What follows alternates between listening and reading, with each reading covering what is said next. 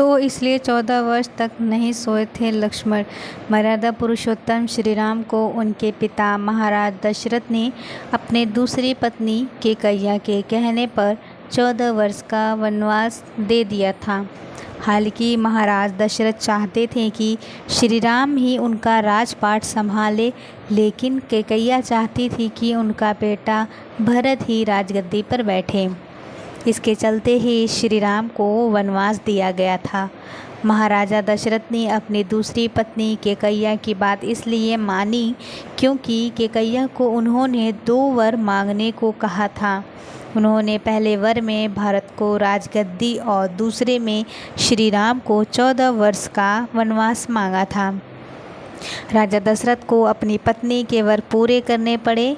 श्री राम को अकेले वन जाता देख उनके छोटे भाई लक्ष्मण ने भी उनके साथ जाने की इच्छा जाहिर की।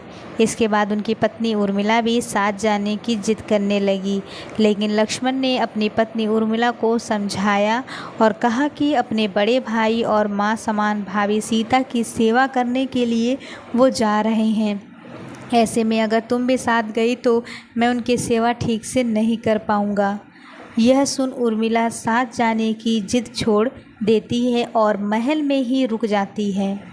जब श्री राम, माँ सीता और लक्ष्मण वन पहुँचते हैं तो उन्होंने वहाँ रहने के लिए एक कुटिया बनाई। श्री राम और माँ सीता विश्राम करने कुटिया में चले गए और लक्ष्मण बाहर पहरेदारी करते रहे। पहले ही दिन जब लक्ष्मण पहरेदारी कर रहे थे तब निद्रा देवी प्रकट हुई। तब लक्ष्मण ने उनसे वरदान मांगा कि वह 14 साल तक निद्रा मुक्त रहना चाहते हैं।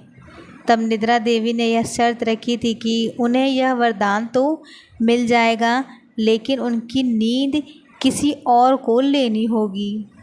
तब लक्ष्मण ने कहा कि उनकी पत्नी को उनके हिस्से की नींद दे दी जाए। यही कारण है कि लक्ष्मण 14 साल तक नहीं सोए थे। जय श्री राम।